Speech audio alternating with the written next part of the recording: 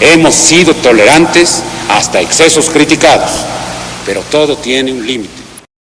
El enfrentamiento entre la universidad y el gobierno lo lamenta la nación y lo celebran los heterogéneos enemigos de México. Son agresiones contra el país.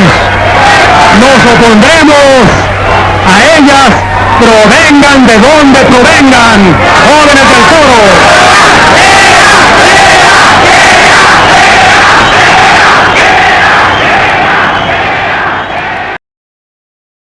Muy buenas tardes, compañeros, ¿cómo están? Estamos en una entrevista con el licenciado Antonio. Me presento, soy Isaac, que ya nos conocíamos, pero pues los buenos días nunca se faltan, ¿verdad? ¿Cómo estás? Mi compañero de trabajo, América y Elisa, ¿no? Cuéntenos, licenciado, ¿a qué se dedica actualmente? Estoy en una compañía comercializadora internacional de nombre Comexión. Es una inversión México-canadiense.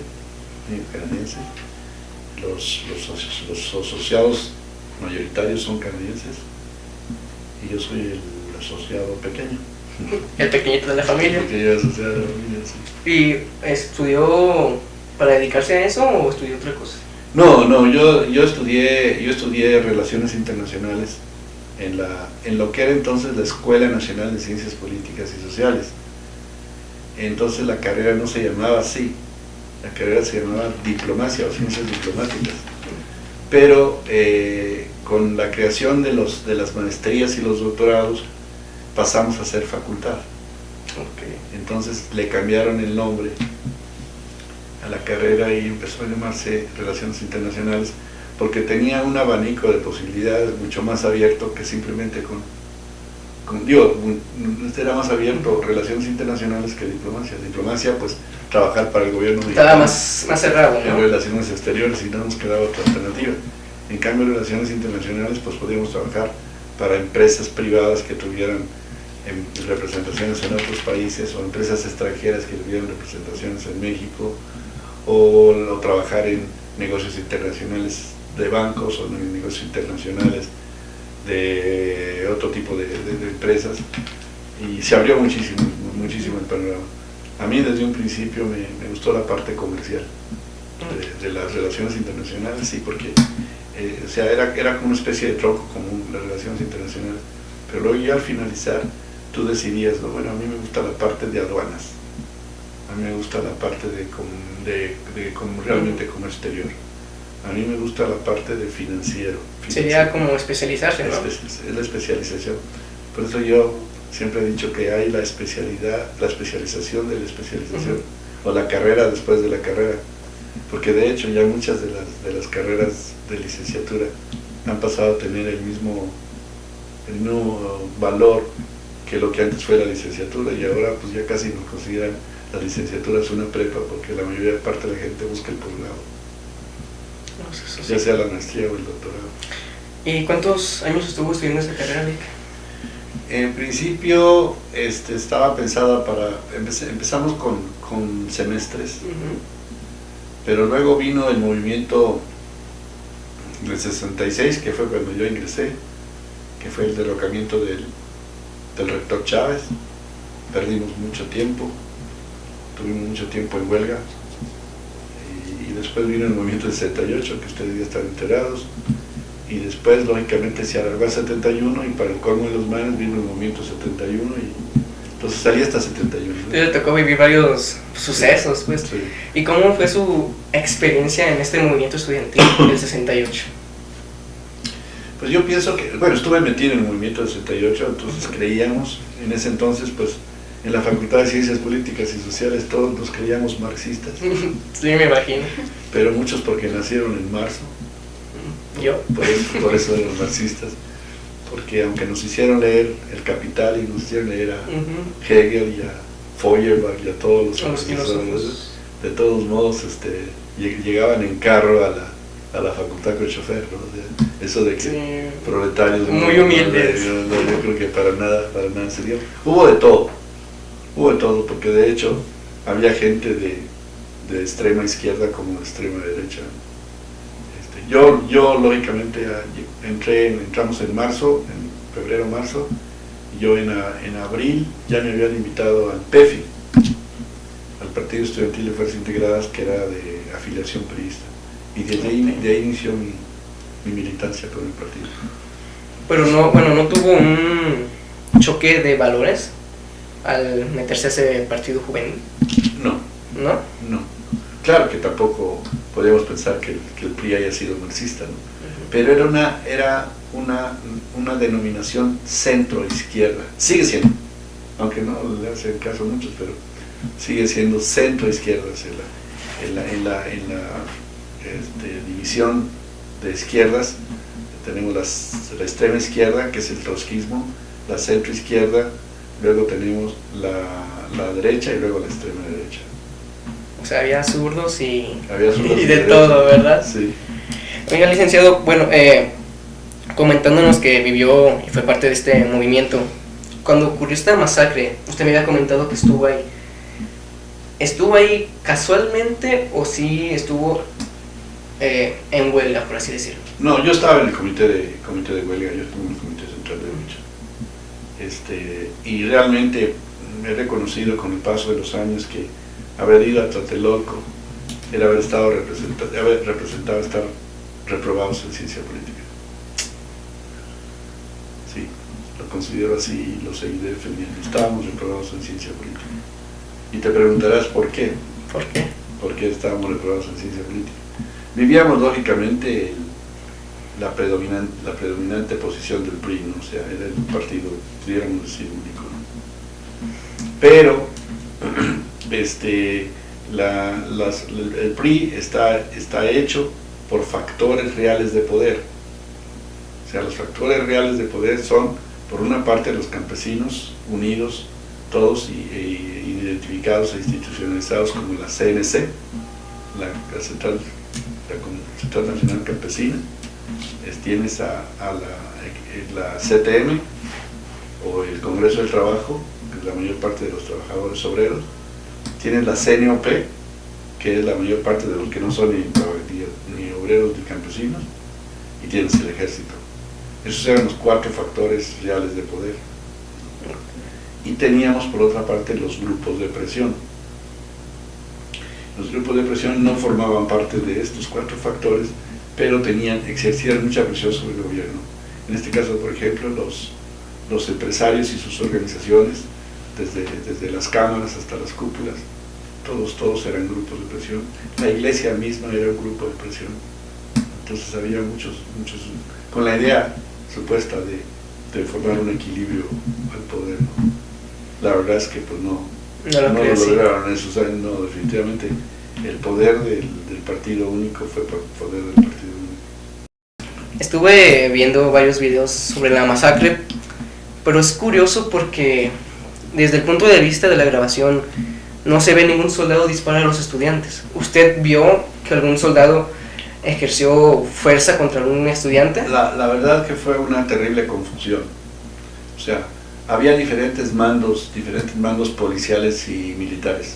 Okay. Y hubo, lógicamente hubo disparos entre unos y otros. Okay. Y esto creó una confusión real. O sea, los de Batallón Olimpia, que así se llama, los Batallón Olimpia, los que traían el color blanco, pues a la hora que empiezan los disparos piensan que les están disparando a ellos y empiezan a disparar a diestra y siniestra.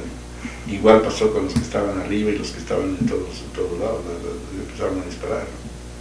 Yo pienso, con el transcurso de los años, que fue una terrible confusión, pero entre ellos mismos, miren, si realmente hubiéramos estado armados, como nos acusaron, porque nos encontraron supuestamente armas y no sé qué, la verdad es que no teníamos. Yo decía, como en algún momento dijo el general Anaya, ¿no? Cuando tomaron los norteamericanos el Palacio de Chapultepec, si hubiera habido armas ustedes no estarían aquí, ¿no? Porque le preguntaban los norteamericanos, ¿dónde está el parque?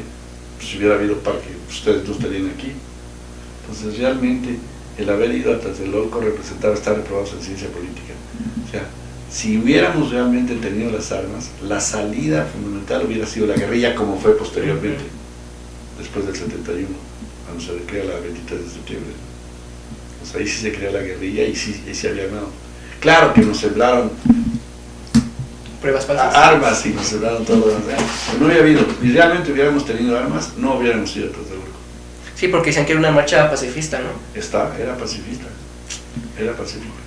¿Y usted quién cree que, bueno, o sea, si dice que fue una confusión de quién disparó primero, o sea, ¿realmente cree que así lo fue? O sea, ¿no cree que haya habido algún plan oculto por parte del presidente Díaz Ordaz de decir, tú disparas y luego ellos disparan y... Que lo que dedujimos en aquel entonces era definitivamente el único que puede ordenar la intervención del ejército es el jefe supremo de las Fuerzas Armadas del país, el presidente. por la constitución política, ese es solamente el presidente, ¿no? Mi impresión, después de tantos años, ¿verdad?, para mí es que Echeverría tuvo mucho que ver. Echeverría tuvo mucho que ver porque él conocía perfectamente el carácter del presidente y traía una paranoia terrible el presidente diciendo que era un movimiento comunista y que lo único que trataban era acabar con las Olimpiadas y que no se hicieran las Olimpiadas en... Sí, porque iban hasta las Olimpiadas. Porque iban a sabotear las Olimpiadas y todo lo demás. Y el tipo, a la hora que oía comunismo, se volvía loco. Se enervaba, ¿no? O sea, a la hora que oía comunismo. Entonces Echeverría le metió mucho la idea de que era un movimiento comunista. La verdad no era comunista, si no era ni socialista, menos iba a ser comunista.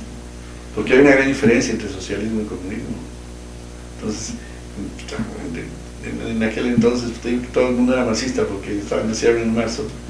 Todavía mucha de la gente que participó no tenía la idea. Como hoy, hagan el análisis y pregúntenle a alguna gente, oye, ayúdame, no sé qué es la izquierda, dime qué es la izquierda, y van a ver las respuestas. O dime por favor, ¿qué es el neoliberalismo? Y van a ver las respuestas. Entonces, el movimiento 68, para empezar, yo creo que no fue un movimiento 68, fue un movimiento de clase media que ya traía muchos antecedentes, y los antecedentes fue el movimiento ferrocarrilero, el movimiento de maestros, el movimiento de médicos, todos los anteriores. Entonces eso creó una clase media inconforme. Para mí fue un movimiento de clase media. Realmente, gran parte de la gente que muere en Tlatelolco no eran estudiantes. Mucha de la gente que murió en Tlatelolco eran niños, o sea, y muchos que se han ocultado porque realmente nunca se ha sabido, ni se sabrá, ¿verdad?, el número real de gente que murió en Tlatelolco. Yo la verdad dije patas para cuando soy, pero había dejado mi cochecito ahí. Sí. Había dejado, y entonces más noche regresé por él y me agarraron. ¿Lo agarraron a usted, los soldados? No, policía. Ah, porque yo vi que hubo soldados que se no, llevaron. era policía judicial federal, la que me iba a recoger el carro. ¿Y se lo llevaron? Y me llevaron a la Procuraduría de Distrito y Territorios Federales. ¿Y por qué delito según ellos? Por eso, porque estaba ahí. Simplemente por estar ahí. Sí, es que por ser estudiante, pero pues yo, como San Pedro a Cristo, ¿no? como cura aquí fue. Sí, San Pedro. 3 veces lo negué. Y la única credencial que me encontraron era donde yo trabajaba. De donde yo trabajaba y estudiaba. Y la única credencial que me encontraron, a lo mejor alcancé a tirar la otra, no me acuerdo. Por ahí, ¡ay Dios! Yo trabajé, yo vine a recoger mi carro que dejé aquí estacionado y todo, no sé, y no me soltaron. Pero mi tío era uno de los asistentes del Procurador General de la República. Entonces yo les decía, no sé, si quieren saber algo de mí, hablen con mi tío en la Procuraduría General de la República. Y le hablaron. Entonces mi tío fue por mí a la Procuraduría y lógicamente vieron las charolononas esas que traía y me dejaron salir, pero él me agarró y me llevó a la Flecha Amarilla y me regresó a León. ¿La Flecha Amarilla que Era la primera plus, lo que es primera plus. Ah, como Optimus. Como el Optimus. Sí, entonces ya me puso en el camión para León y el día siguiente me regresé. ¿Se regresó a Tlatelolco? Sí, no, Tlatelolco. No, Tlatelolco estaba cerrado. Okay. O sea, trataban de eliminar cualquier rastro que pudiera, de evidencia que pudiera pensarse. ¿Y su coche, Lee? El coche lo fui a rescatar días después. ¿Sí? Era un Renaultito. Fíjese, licenciado, que estuve viendo unos videos de Díaz Ordaz y que hasta su mamá le decía que era feo. Sí. que desde chiquito... El más, yo creo que el que más le llegaba a molestar que le dijeran chango. ¿Chango? Ajá. Por la mandíbula, ¿no? Sí parecía... Todo parecía. ¿Y usted cree que fue un buen gobernante, Díaz Ordaz? A ver, yo creo que en materia económica sí. Sí. O sea, el crecimiento económico durante el régimen de Díaz Ordaz pues fue muy bueno, definitivamente el crecimiento. Bro. Yo creo que no hay crítica en materia económica. Su grave problema fue el manejo de la política mexicana. O sea, el autoritarismo a ultranza. Nosotros hicimos un estudio en la Facultad de Ciencias Políticas y Sociales respecto de las iniciativas de ley que Díaz Ordaz mandó al Congreso y ninguna fue rechazada.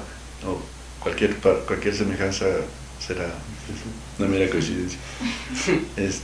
Ninguna fue. De hecho, en ese entonces bautizamos al Congreso como el recinto aseverativo de las afirmaciones del Ejecutivo. O sea, todo decía que sí.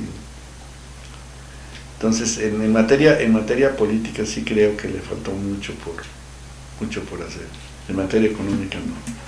Dicen que fue uno de los mejores puntos de su gobierno, ¿no? La economía. Sin duda. Si usted pudiera resumir el sexenio de Díaz Ordaz en una palabra, ¿qué palabra utilizaría? Desastre. Político. Desastre político. Sí. Nada más político. Político y en cierta medida sociológico. Va muy de la mano. De hecho, nos decían en Ciencias Políticas que no debería llamarse la carrera Ciencias Políticas, que debería seguir llamándose Ciencias Sociales, que porque la política es una relación social, y semánticamente tienen razón, la política es una relación social, pero bueno, queríamos recordar a Aristóteles y pues no lo dejaron hasta en los anillos, ¿no? Oh, a ver. Ahí está. Anillo ¿es de la UNAM? ¿Sí? A ver, ahí sí se alcanza a ver, un boxing. Todos son, al centro dice, todos son politikon. En griego, traducido, sería el hombre animal político. Animal político. Es aristotélico. Fíjese, hablando de eso, lo acabamos de ver en nuestra materia. ¿Ah, sí? Sí. Aristóteles decía que el hombre vive en la polis y la polis vive en el hombre, ¿no? Es correcto. Sí sirve lo que nos enseñan, chicos, ¿eh? Sí, mucho. Espero que sí. Espero que se nos quede, ¿verdad? Porque si no, imagínense. Sí. Bueno, usted que estuvo en la UNAM, ¿sí se satanizaba mucho el presidente? Sí. Bueno, y a su gabinete y todo, ¿se lo satanizaba mucho? Yo no recuerdo, yo creo que estaban bien concentrados en contra del presidente, porque era autoritario. Entonces todo se centraba donde salían las órdenes, ¿no? O sea, bueno, incluso en algún momento le alcanzó a Echeverría, pero Echeverría se la pasaba al presidente. Se piensa que fue Echeverría el que lo instigó, que lo influyó. Sí, lo sacó de balance, sobre todo con la amenaza de comunidad. Entonces sí, era como el diablo, el diablo. Sí. Díaz Ordaz. Todos éramos marxistas, porque nacimos en marzo. Díaz Ordaz había comentado que había salvado al país, y que estaba muy orgulloso de lo que hizo en el 68. Yo le puedo decir a usted que estoy muy, muy contento de haber podido servir a mi país en tantos cargos como lo he hecho. Estoy muy orgulloso de haber podido ser presidente de la República y haber podido así servir a México. Pero de lo que estoy más orgulloso de esos 6 años es del año de 1968, porque me permitió servir y salvar al país. ¿Usted cree que realmente salvó al país? Negativo. O sea, de hecho el que realmente salva al país pues es la estructura norteamericana. Pues. O sea, si a kilómetros de distancia ponen a un país pretendidamente socialista o comunista en Cuba y lo encierran en imagínense lo que hubiera pasado si realmente nosotros nos pasamos al comunismo. O sea, Estados Unidos no ni lo va a permitir jamás, ni en ese entonces ni jamás. Vean lo de Ucrania. ¿Por qué Rusia está tan perro con Ucrania? Pues porque es parte de su espacio vital. Igualmente va a estar Estados Unidos. Es el espacio vital. Yo veo muy difícil. El último país que yo veo como comunista en el mundo va a ser México. México, también por su, bueno, estrecha relación con Estados Unidos. Nada más 3.000 kilómetros de frontera. Nada más, que son 3.000 kilómetros de frontera, ¿verdad? Pero también pudo haber pasado con Venezuela, ¿no? Ya ve que Venezuela estuvo más del lado de Rusia durante cierta época y Estados Unidos pues como que le quiso atar las manos a Venezuela. Se las ató. Se las ató totalmente. Se las ató. Ahorita lo está soltando. Sí, pues le conviene, ¿no? Okay, pero de que lo cerró, lo cerró. Gran parte de la caída de Venezuela. Venezuela fue la primera economía latinoamericana al sur durante muchísimos años. La primera economía latinoamericana. Lógicamente está nadando en petróleo. Sí, tiene mucho petróleo. Está nadando en petróleo. Entonces, lógicamente, pues es un poder de negociación muy alto tener petróleo. Pero Estados Unidos dijo conmigo no. Y no. Ahorita está dándole una pequeña vueltecilla ahí. Hablando de los intereses norteamericanos y de la participación de Estados Unidos en el comunismo a México, ¿usted cree que también haya influido mucho en el presidente? Porque tengo entendido yo que el presidente mandaba a volar a Estados Unidos. Tengo entendido. Me imagino que usted tiene otro punto de vista. El presidente Díaz Ordaz. Díaz Ordaz no nada. Para nada. Para nada. No, Díaz Ordaz era pro-norteamericano. ¿En serio? Sí. No es porque no era güero, ¿verdad? Si no hubiera sido más. No era, presidente. Incluso yo pienso que gran parte de la presión para que se realizaran las Olimpiadas y se mantuviera todo, tuvo mucho que ver Estados Unidos. O sea, entonces Estados Unidos presionó también al presidente para... yo no lo dudo. No lo dudo. Reprimir a los movimientos. No para reprimirlos, pero para sí para decirle, oye, que las Olimpiadas pues, tienen que realizar, ya está todo preparado, ¿no? Y como bueno, en las Olimpiadas los canones son generalmente más los norteamericanos, pues les convenía mucho que hubiera. Si no, ¿a quién iban a premiar? Ah, pues eso sí. Pero me imagino que fue un ambiente tenso en las Olimpiadas, ¿no? La peor rayada de madre que se ha dado en la historia de México se dio en las Olimpiadas con un Díaz Ordaz. ¿Por qué? ¿Qué hicieron? Pues le chiflaron rayándole la madre. Claro. Ha sido la más grande de la historia mexicana. Que dice, no queremos al chango. No sé si le alcanzaron pero la rechifla se la llevó. Wow. En la inauguración de las Olimpiadas. ¿Usted estuvo también presente en las Olimpiadas? No, negativo. No, estaba aquí, ¿no? No, negativo. ¿No? No, yo no me vine terminando la carrera, León. Yo estuve trabajando en varias cosas antes de venir, León. De hecho, yo no vengo del Distrito Federal, yo vengo de Monterrey. Ah, eres del norte. Sí, claro. Del norte de Guanajuato. Eso, campeón, eso, licenciado. Yo quisiera haber nacido allá, pero... ¿En el norte? Sí. Me dan aires, Es otro mundo, les digo, sinceramente, sí podríamos hablar del norte y el sur mexicano, ¿no? Sin duda alguna. O sea, los regiomontanos, son una ciudad norteamericana en México. Sus reacciones, todo esto es su manera de manejar las empresas, su manera de percibir la economía, su manera de todo es norteamericana. Muy influenciados por Estados Unidos. Bueno, pues están a cuántos kilómetros de la frontera, ¿no? No, también hay mucho estadounidense allá, ¿verdad? ¿Dónde? Mucho estadounidense allá en el norte. Es lo que dice. Hay más en mi pueblo. Ah, ¿en serio? En San Miguel de Allende. Proporcionalmente sí. ¿Sí? Sí. Se calcula, son 140,000 habitantes de San Miguel. Se calcula que el 10% son residentes norteamericanos. Bueno, entre norteamericanos, canadienses y todo lo demás. Una Y el 35% flotante. Flotante. O sea, de otras partes. Yo creo que Chapala y San Miguel de Allende se la llevan. Se discuten la plaza, por así decirlo. Norteamericanos. Y bueno, primas norteamericanas también. Que se comen puro chicken allá, ¿verdad, licenciado? No sé. Ok, licenciado, después de este suceso cometido por el gobierno, ¿por qué no hubo un golpe de Estado? Porque fue un ambiente muy tenso en aquel tiempo. ¿Estuvo a punto o realmente nunca pensaron a llegar a un golpe de Estado? No había con qué. El único que puede hacer un golpe de Estado en México es el ejército. El ejército. Es el único que puede hacer un golpe de Estado. No hay otro organismo, como le quieran llamar, que pueda dar un golpe de Estado en México, si no es el propio ejército. ¿Por qué creen que lo trata como lo trata? porque sabe perfectamente que el único que podía darle toda la sería el ejército. Por eso le ha soltado todas las prebendas al ejército. Es su ¿Le consentido. sacaba esa? ¿De quién? O sea, no, del ejército, o sea, del presidente. Ya, No, dije, ¿qué pasó, Oli? Ya se asustó, traigan un bolillo, por favor. No, es el ejército, es el consentido del presidente. Sin duda alguna. Le acaba de dar hasta mexicana. Entonces ya el ejército ya está haciendo cosas que no le corresponden constitucionalmente.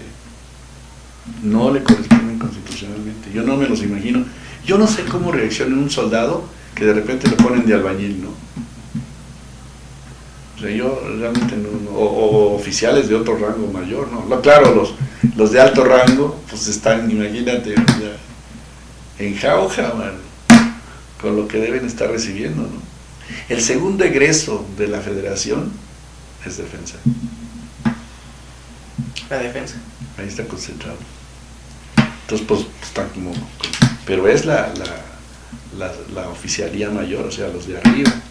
Los de abajo no creo que estén tan contentos. Los más básicos, por así decirlo. Los soldados rasos, pues. ¿Por qué no creen que estén contentos, licenciado? Pues porque a ellos no les toca de lo que se sabe que está recibiendo. Pero creo que solo es un punto económico, también social. Bueno, actualmente. Ajá, los dos. Los dos. ¿Por qué social? O sea, porque ellos forman parte de la sociedad, o sea, son pueblo. Como dijo el PG, pueblo uniformado. También son pueblo, ¿no? ¿Uniformado? Uniformado. Uniformado. ¿El movimiento de Tlatelolco tuvo algún impacto emocional en usted? O sea, algo que impactó su vida. Sí, no, pues lógicamente yo perdí amigos. En 68 perdí amigos algunos que perdieron el brazo, otros que murieron, otros que encarcelaron y otros que desaparecieron y otros que se exiliaron. O sea, de hecho, después en los viajes ya de trabajo posterior me encontré amigos que se fueron a exiliar a Chile cuando estaba Salvador Allende allá.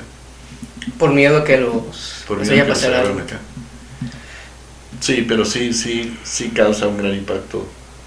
Sí causó los que estuvieron metidos en el movimiento. Entonces perdió muchos amigos usted. No muchos, pero sí perdí.